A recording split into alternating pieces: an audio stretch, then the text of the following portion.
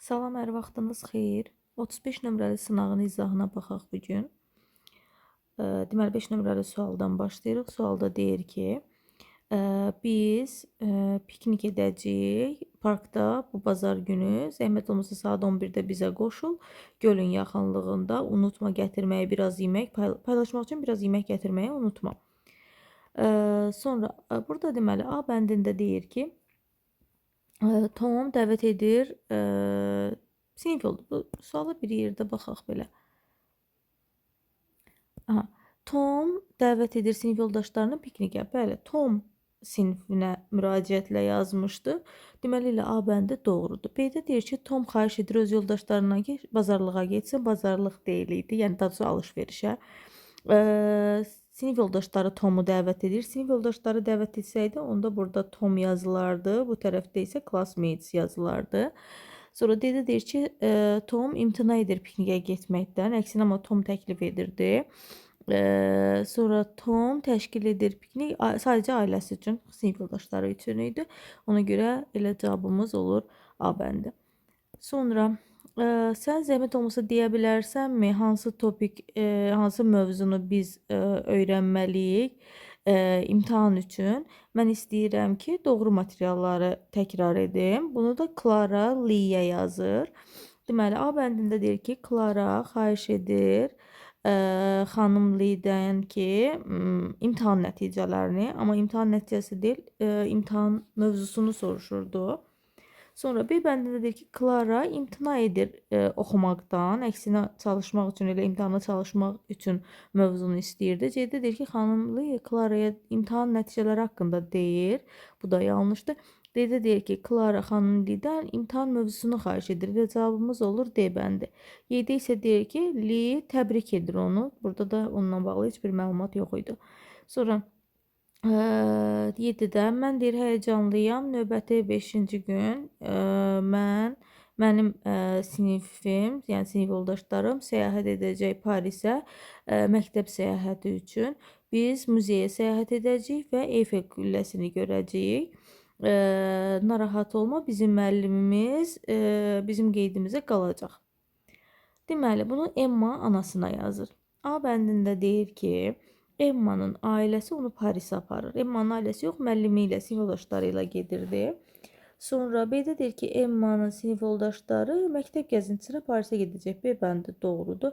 C-də deyir ki, Emma gələn 5-ci gün Londona səyahət edəcək. Amma London yox, Parisə idi, yəni Fransaya idi. D-də deyir ki, Emma imtina edir səyahətə getməkdən. Əksinə anasına məlumat verirdi bu haqda ki, biz gedəcəyik. Emma nənə babası ilə Parisə səyahət edəcək. Xeyr, bu da yanlışdır. Gəldik mətnimizə, mətnimizin tərcüməsinə baxaq. Deməli, kamera ən vacib ixtiralardan biridir müasir tarixdə. O dəyişib insanların dünyaya necə baxmasını, yəni baxış bucağını, sonra xatirələrin necə saxlanmasını. Kameralardan əvvəl rəssamlar portretləri çəkirdilər və həmçinin mənzərələri, hansı ki bu da çox vaxt aparırdı və sadəcə bu mümkün olurdu varlı insanlar üçün.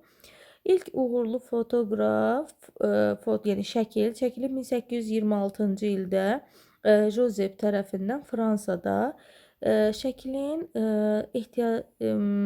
ehtiyac duyurdu, belə deyək, şəkil işığa saatlarla ehtiyac duyurdu ki, görünsün və o deyir, çox da aydın deyil idi.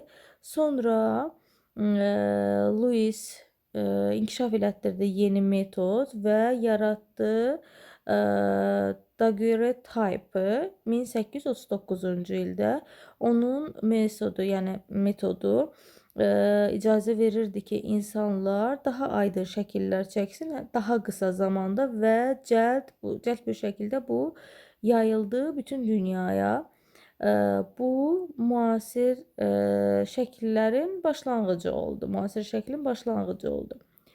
Sonra 19-cu əsrin sonlarında George deməli şəkil yaratdı ki, belə deyək, film rolları ixtira etməklə və Kodak şirkətinin əsasını qoymaqla onun kamerası daha kiçik idi, daha asan idi istifadə üçün və münasib idi. Belə ki, ilk dəfə üçün adi insanlar da öz gündəlik həyatlarının şəkillərini çəkə bilirdilər. Şəkillər ailə həyatının bir hissəsi oldu, həmçinin də incəsənətin və yeni hesabatların. Bugün müasir kameralar rəqəmsaldır və hər yerdə onlara rast gəlinir. Xüsusilə də mobil telefonlarda ilk erkən belə deyə portretlərdən rəqəmsal şəkillərə qədər kamera dəyişibdir. Necə insanlar, yəni kamera insanların necə qeydlər aparması və öz xatirələrini necə bölüşməsi haqqında deməli dəyişiklik yaradıbdır. İndi baxaq mətn nə haqqındadır. A bəndində deyir ki, kameranın ixtirası elə olacaq, cavabımız A bəndi. Deməli 9-da kameradan əvvəl portretdə rəssamlar tərəfindən çəkilirdi. Bu doğrudur. Sadəcə varlı insanlar üçün münasib olurdu. Bəli, bu da doğrudur. Sonra bu adi insanlar gündəlik həyatlarının şəkillərini çəkə bilirdilər. Xeyr, kameralar olanda bunu insanlar eləyə bilirdi. Mobil telefonlarda şəkil çəkmək üçün onlardan istifadə oluna bilirdi. Yəni keçmiş dövrdə kameralara qədər olan dövrdə bu yox idi. Rəssamlar bir neçə saat keçirirdilər. Əksinə isə deyirdi saatlarla vaxt apardı. Ona görə cavabımız olur burada B bəndi. Sonra B-də isə 100-dən yanlış variantları soruşur. Loysin metodu nə idi? A bəndində deyir ki, saatlarla işıq lazım olur, işıq tələb eləyirdi. Həmin hissə burada mətnimizdə deyirdi. Bir dəqiqə yerini tapım. Aha, deməli, burada deyir ki, saatlarla işıq tələb olunurdu. Amma bu kimin metodu idi? Joseph'in metoduydu. Burada isə nə deyir onun haqqında? Deyir ki, Lois'in metodu bu. Xeyr, Lois'in metodu bu deyil idi.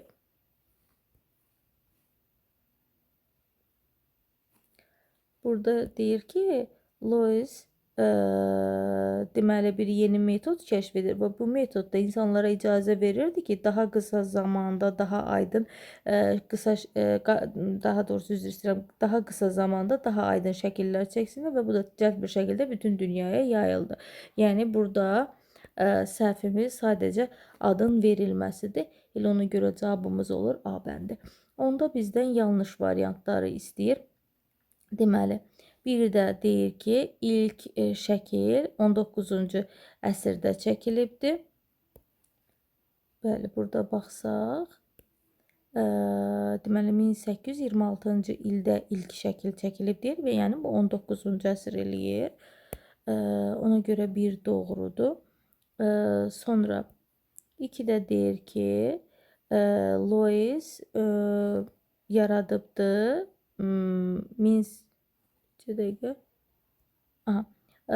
Lois yaradıbdır 1826-cı ildə daguerreotypı. İndi baxaq görək bunu doğrumu deyirdi. Əksinə isə o deyir ki 1839-cu ildə yaradılıbdır. Deməli 2 səhv olacaq. Sonra 3-də deyir ki Kodak kameraları adi insanlar üçün də uyğun fotoqraflar yaratdı.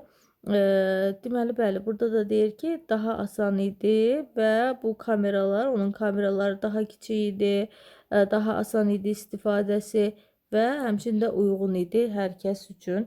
Deməli, 3 də doğrudur, 1 də doğruydu. Sonra 4-cü cümlədə isə deyir ki, bugünkü kameralar rəqəmsaldır və telefonlarda da yaradılır, yəni telefonlarda da var. O da doğrudur, deyir bugünkü kameralar rəqəmsaldır və hər yerdə, xüsusilə də mobil telefonlarda da ona rast gəlinir. Cavabımız olur 1, 3, 4. 11-ci suala baxaq. 11-ci sualda deyir ki, nə üçün George vacib kamera tarixində vacib biridir George. Gəlin onun adı olan hissəni biz yenidən oxuyaq. Deməli, deyir ki, 19-cu əsrdə George yeni kamera, daha asan özdə bir kamera, yəni özdə Kodak şirkətini yaratmışdı. İndi baxaq görək burada hansı variantımız ona daha çox uyğun gəlir. Bir yerdə baxaq oradan. Çünki deyir o ixtira etdi ilk mobil kameranı, xeyr. Çünki o yaratdı, xeyr. Sonra C-də deyir ki, çünki o film rollarını təqdim edən bir, daha doğrusu kameranı, film rolları olan bir kameranı, belə deyək də video çəkən bir kameraları təqdim etdi. Elə burada həmin cümlədə keçir onun düz adının yanında. Cavabımız elə olur C bəndi. Sonra 12-ci sualda bizdən yanlış variantları istəyir.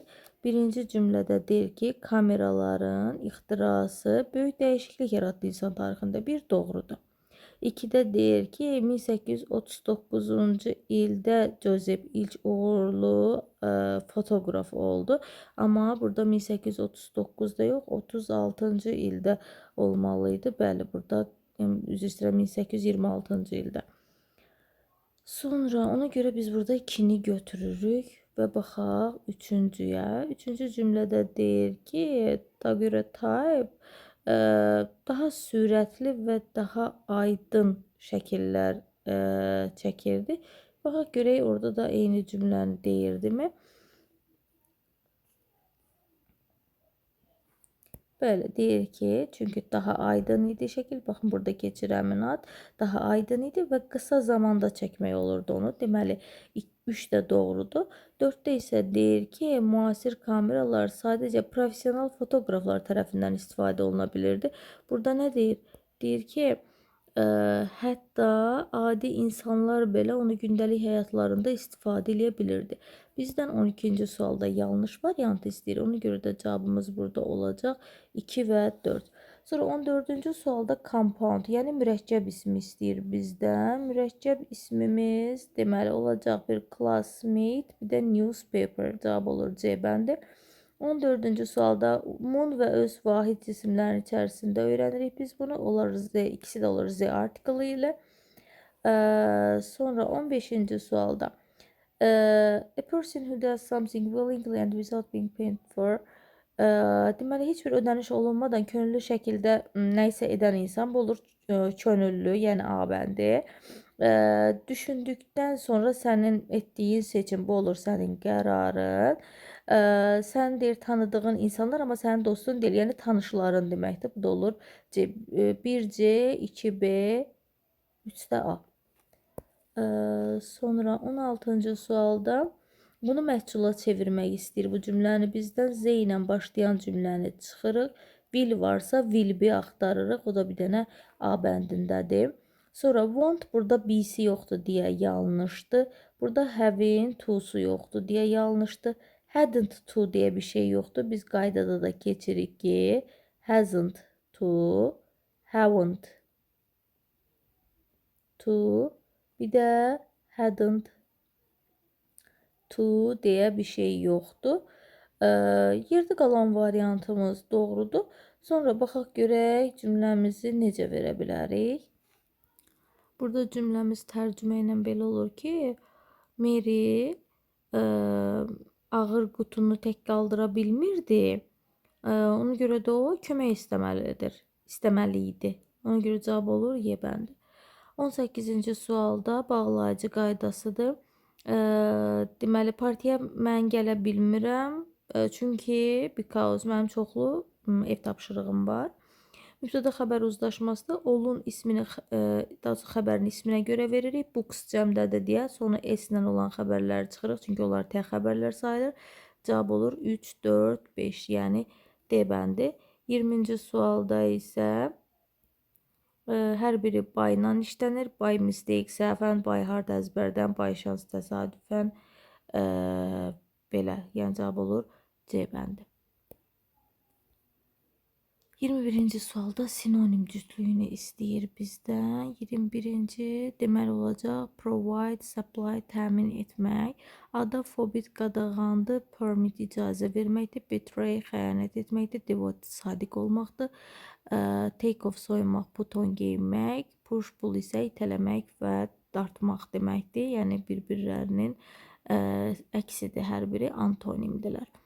Sonra 22-ci sualda incorrect bizdən yanlış antonimi istəyir. Yanlış antonimimizdə deməli baxaq. Join qoşulmaq, separate ayrılmaq bu düzdür. Marry evlənmək, divorce ayrılmaq, permit icazə vermək, forbid qadağan etmək, waste boşa sərf etmək, spend xərcləmək, elə olacaq D bəndi. Destroy dağıtmaq, create də yaratmaq deməkdir. 23-cü sualda bu used to ifadəsidir. Burada deməli didlə sual verəndə axırının edi düşməli idi. Sonra burada da yenə didlə sual verəndə axırının edi düşməli idi. Sonra baxırıq when bağlayıcısı var. Bağlayıcının sağında leave keçmişdi deyə. Deməli əvvəlimizdə olmalıdır. Keçmiş zamanda yəni cavabımız olur A bəndi. Sonra 24-cü sualda definition qaydasıdır. Bu dırnaq arasında yazılan cümləni tərcümə eləməliyik. Deyir, işi qoyunların qayğısına qalmaq olan şəxs, bu da shepherddir, yəni çoban deməkdir. Sonra cümlə sonunda for sözünü varsa, biz orada sual sözü olaraq who ya da what götürürdük.